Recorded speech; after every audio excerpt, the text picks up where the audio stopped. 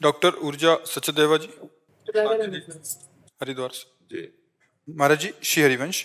महाराज जी, हम सबका जन्म हरि नाम जपने के लिए हुआ है, परंतु हमें अक्सर ऐसा महसूस होता है कि कुछ और भी कारण अवश्य होगा। उस कारण को कैसे ढूंढें? मेरी जिंदगी का पर्पस क्या है? केवल जगना है बस। स्वप्न का जो दुख सुख है वो केवल जगने से जाएगा। ना आप स्त्री हो, न यहाँ कोई पुरुष है, न यहाँ कोई कर्तव्य है। स्वप्न का कोई कर्तव्य होता है क्या? बड़ा मेहनत किया स्वप्न में, जगे तब सब झूठा हुआ ना। स्वप्न में आपने 100 लोगों को भोजन पवाया और 100 लोगों को जान से मार दिया। जो जगने के बाद आपको क्या पुण्य लगेगा कि पाप लगेगा? है कुछ नहीं लगे। क्यों? किया तो था स्वप्न में, भंडारा किया स्वप्न में, मारा तो क्या उस समय क्या झूठा लग रहा था? स्वप्न में नहीं लग रहा था ना। जग गए तब लगा ना। तो उमा काहूं मैं अनुभव अपना, सत हरि भजल जगत सब सपना। तो अब आपको लग रहा है और कोई कर्तव्य है, तो ये स्वप्न में लग रहा है।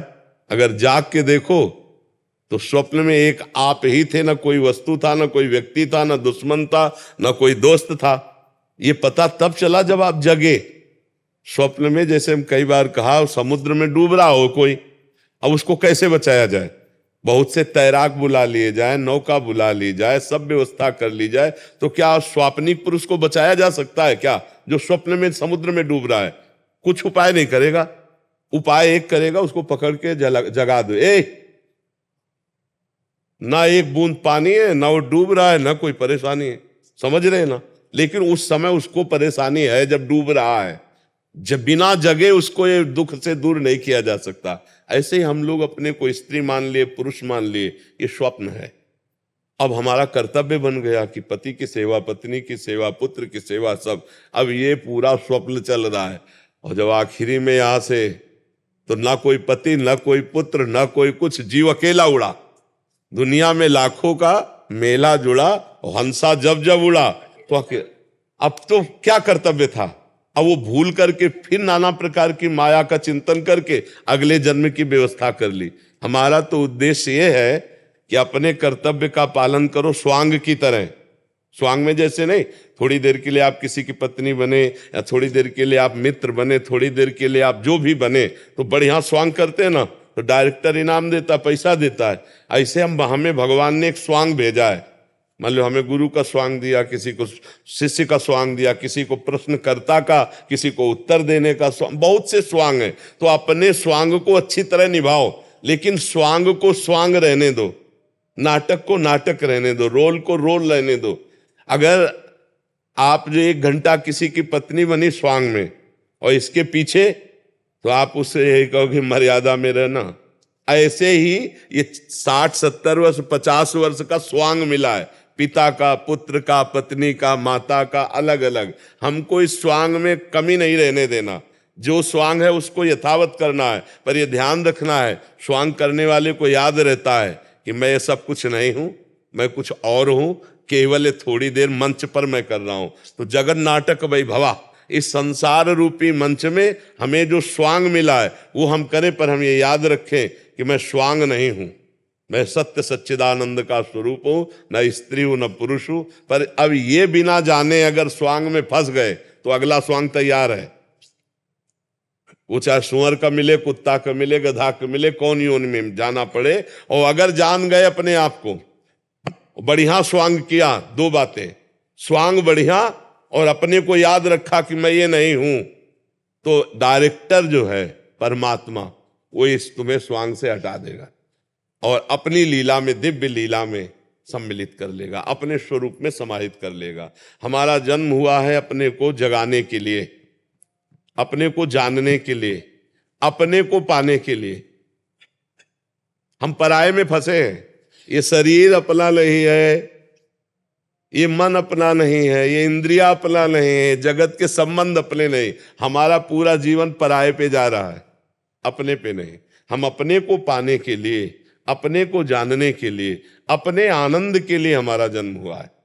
अब हम शरीर आनंद को अपना मान रहे हैं, रुपए के आनंद को अपना मान रहे हैं, नाना प्रकार के रिश्ते भोगों के, तो पर में फंस गए ना, प्रकृति में फंस गए ना। मना कष्टान इंद्रियाणी प्रकृति स्थान का। अब इसी से जीतना है। अब मन की देखो तो ये बहुत चाहते हैं, सबसे बड़ी चाहत है कि कोई हमें प्यार करे, सब जीव में, पशु पक्षी में, सबके अंदर, क्योंकि भगवत अंश है ना, तो प्रेम स्वरूप है ना, तो लगता है कोई मुझे प्यार करे। और वो मुझे जो लगता है वो शरीर को लेके है, देखना, शरीर को लेकर है।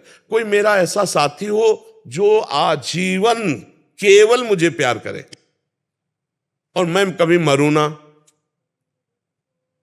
देखो हमारी जो चाहते हैं, मेरे को कोई प्यार करे, मेरा साथी ऐसा हो जो कभी बिछुड़े ना और मैं कभी मरूं ना। 3 बातों पर ध्यान देना। जो जिस डिपार्टमेंट में जहां है वो सबसे बड़ा बनना चाहता है, यही भगवान का स्वरूप है, क्योंकि सबसे बड़े भगवान है। मरुना अविनाशी भगवान है। प्रेम करे कोई, भगवान प्रेम समुद्र है।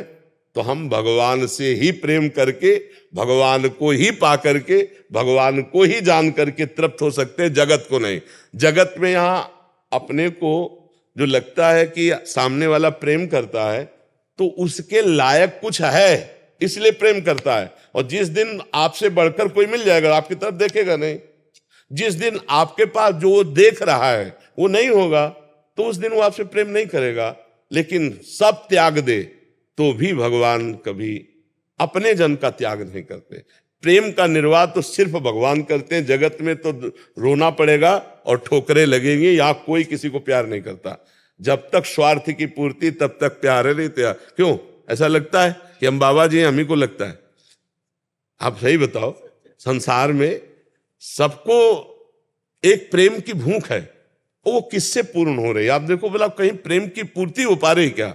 अब क्या चाह रहा हूं वो निर्णय तो नहीं कर पा रहा, पर उसको लग रहा है कि नहीं यार, मतलब जो मैं सोच रहा था वो नहीं है, जो मैं चाह रहा था वो तब मिलता है। जैसे केवट भगवान के जब चरण धो रहा है तब वो कह रहा है, बहुत काल में कीन मंजूरी, आज दीन सब विधि भलपूरी। अब कछु नाथ न चाही मोरे, नाथ अब मुझे नहीं चाहिए। जिसके लिए मैं तड़प रहा था वो मिल गया।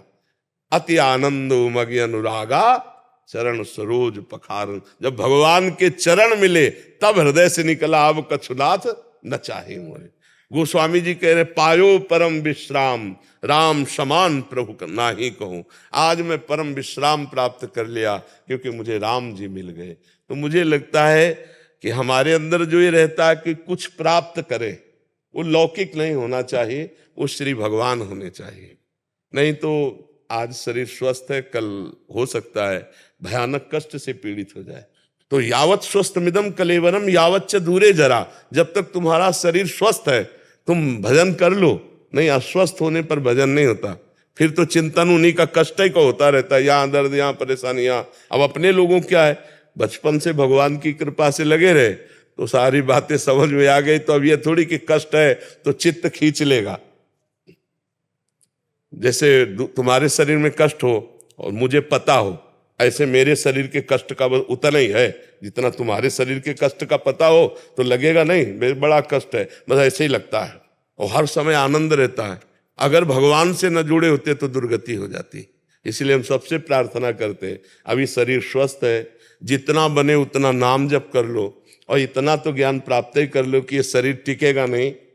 बाल्यावस्था नहीं टिकी तो यौवन अवस्था कैसे टिक जाएगी? यौवन अवस्था जो गई तो बुढ़ापा आ गया, भारी दुख वाला, फिर मृत्यु आ गया। इसलिए भजन करके पहले शरीर राग का त्याग कर दो, जीते जी जीवन मुक्त हो जाओ। खूब नाम जप करो, सत्संग सुनो और अपने कर्तव्य का पालन करो, इसी से काम बन जाएगा। भगवान बहुत कृपालु है, बिना भगवान की शरण के शुद्ध ज्ञान नहीं होता। सोई जाने जे देहु जनाई, जानत तुम्हें तुम्हें हो जाए। भगवान से प्यार करो, भगवान का नाम जप करो, उन्हीं की शरण में रहो।